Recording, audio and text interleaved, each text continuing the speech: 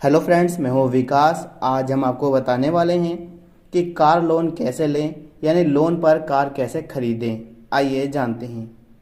सबसे पहली चीज़ जो कि शायद आपको कोई और ना बताए या आपको कहीं और सुनने को ना मिले, अगर आप कोई कार खरीदना चाहते हो, अगर उसका प्राइस 10 लाख रुपए है तो ऐसा नहीं है कि आपको 10 लाख रुपए पे करने पड़ेंगे।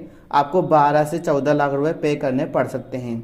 अगर आपके आसपास कोई दोस्त है या कोई ऐसा व्यक्ति है जिनने लोन पर कोई बाइक या कार ली हो तो उससे एक बार पूछ लें, आपको पता लगेगा। अब बारी आती है कि खरीदे कैसे। सबसे पहले अपना बजट देखिए कि आपका बजट कितना है। 5 लाख, 10 लाख, 12 लाख, 15 लाख, 20 लाख, कितना बजट है। फिर उस हिसाब से अपनी कार सिलेक्ट करिए। कार सिलेक्ट करने के लिए आप इंटरनेट का सहारा ले सकते हैं, अपने दोस्तों से पूछ सकते हैं, वरना शोरूम जा सकते हैं। बजट के हिसाब से कार लीजिएगा। फिर बारी आती है कि डॉक्यूमेंट क्या क्या चाहिए इसके लिए। अभी जब मैं ये वीडियो बना रहा हूँ तो मैंने रिसर्च करी है, मैंने कुछ चीज़ें सर्च करी तो वहाँ पे बता रहा है कि आपको 2 साल की ITR कम से कम चाहिए। आपके यहाँ पे 2 साल की ITR भरी होनी चाहिए। साथ में आपको आधार कार्ड चाहिए, वोटर ID कार्ड चाहिए, ड्राइविंग लाइसेंस चाहिए, पैन कार्ड चाहिए, बैंक की पासबुक चाहिए और आपको एक कैंसिल चेक भी चाहिए, यानी आपके पास चेकबुक होनी चाहिए। यहाँ पे ये डॉक्यूमेंट ज़रूरी है। हो सकता है कि आप जहाँ पर जाओ वहाँ पे इसमें से कुछ चीज़ें ना मांगे, पर ये चीज़ आपके पास अगर होगी तो ज़्यादा अच्छी बात है। इसको पहले तैयार कर लीजिएगा। फिर आप कार के शोरूम में जाइए, अपने नज़दीकी शोरूम में जाके कोई भी अच्छी सी कार सिलेक्ट कर लीजिए।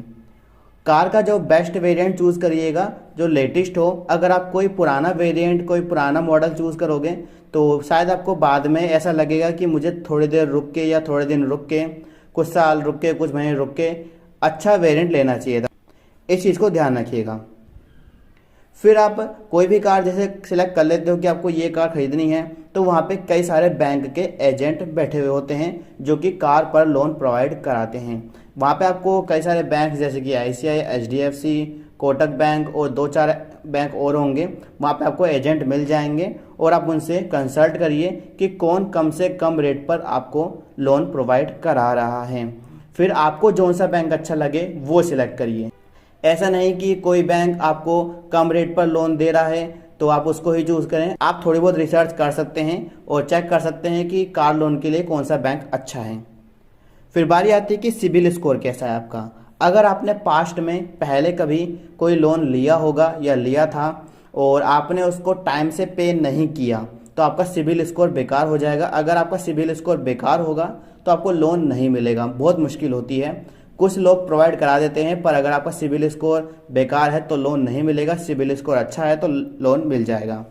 बारी आती है पेपर वर्क की। तो पेपर वर्क करने में 2 से 3 दिन लगते हैं, ज़्यादा मुश्किल नहीं होती है। अगर आप कोई भी कार लेने जा रहे हैं, जैसे कि 10 लाख की कार लेने जा रहे हैं, तो आपको 20 से 30% जितनी ज़्यादा हो सके आपको डाउन पेमेंट करनी है। कम से कम आपको 20% तो करनी ही पड़ेगी। जैसे कि 10 लाख की कार है तो 2 लाख रुपए या 3 लाख रुपए आपको डाउन पेमेंट करनी पड़ेगी। अगर 20 लाख की कार है तो 4 लाख रुपए। आप जितने ज़्यादा से ज़्यादा डाउन पेमेंट करोगे उतनी ही कम किस्त आपकी बनेगी और उतना ही आपको कार सस्ती पड़ेगी। ध्यान रखिएगा इस बात का। एक बात का ध्यान रखिएगा, शायद आपको ये सुनने को ना मिले, जब तक कार शोरूम के अंदर रहती है उसका प्राइस कम होता है। जैसे आप उसे खरीद लोगे या कोई भी व्यक्ति उसको खरीद लेगा तो उसका प्राइस 2 से 2.5 लाख रुपए बढ़ जाता है। मान लीजिए कोई कार 8 लाख रुपए की है शोरूम के अंदर, जैसे ही उसे कोई खरीदेगा तो उसका रेट यानी टोटल प्राइस जाके 10 लाख रुपए हो जाएगा, क्योंकि कई तरह के डॉक्यूमेंट्स होते हैं, RTO फीस होती है, इंश्योरेंस फीस होती है, कई तरह की फीस होती है, उसमें आपके 1.5-2 लाख रुपए चले जाएंगे। फिर बारी आती है कि आप कितने साल का लोन करवाना चाहते हो, जैसे कि 3 साल, 5 साल, 7 साल। आप ज़्यादा से ज़्यादा 3 साल या 5 साल का करवाइएगा, क्योंकि अगर आप ज़्यादा लोन करवाओगे तो आपको दिक्कत हो सकती है। फिर इसके बाद एक बात का ध्यान रखिएगा, हो सकता है कि आपने जौन सी कार चूज़ करी है, सिलेक्ट करी है, वो अभी अवेलेबल ना हो। वो भी हो सकता है कि मार्केट में अवेलेबल ना हो, तो उसके लिए आपको वेटिंग देनी होगी, यानी कि 1 महीने की वेटिंग, 2 महीने की वेटिंग, ऐसा होता है। मोस्टली बार ऐसा होता है। कई बड़ी बड़ी कार जो कि अच्छा वेरिएंट आता है उसमें 1-1 साल की वेटिंग चली जाती है। फिर अगर आपको कार मिलती है जल्द से जल्द तो आप डिलीवरी ले लीजिए, कार शोरूम से ले लीजिए सारे पेपर वर्क करके। फिर इसके बाद आप हर महीने इंस्टॉलमेंट दीजिए। एक बात का ध्यान रखिएगा, अगर आपने कार खरीदी है या खरीदने जा रहे हो तो कम से कम 3 से 4 महीने की इंस्टॉलमेंट का पैसा आपके पास पहले से होना चाहिए।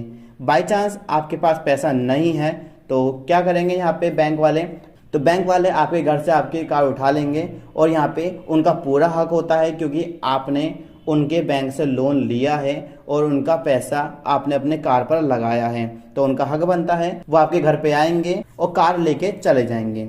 एक बात का ध्यान रखिएगा, जब तक आपका कार लोन चल रहा है किसी भी बैंक से, तो हो सकते हैं उसके डॉक्यूमेंट बैंक के पास रहे या जो आपकी कार है वो बैंक के नाम से रहेगी, जो आरसी है उस पर बैंक का नाम रहेगा, तो इस बात का ध्यान रखिएगा। और आखिरी चीज़, जैसे कि 3 या 5 साल के बाद आपका लोन पूरा हो जाता है तो एनओसी लेना मत भूलिएगा। एनओसी क्या होता है कि यहाँ पे नो ऑब्जेक्शन सर्टिफिकेट होता है कि आपका जो लोन है पूरा हो चुका है और अब बैंक को किसी भी तरह का ऑब्जेक्शन नहीं है आपकी कार से। इस बात का ध्यान रखिएगा। वीडियो पसंद आई है, वीडियो को लाइक करें, कोई सवाल है कमेंट करें।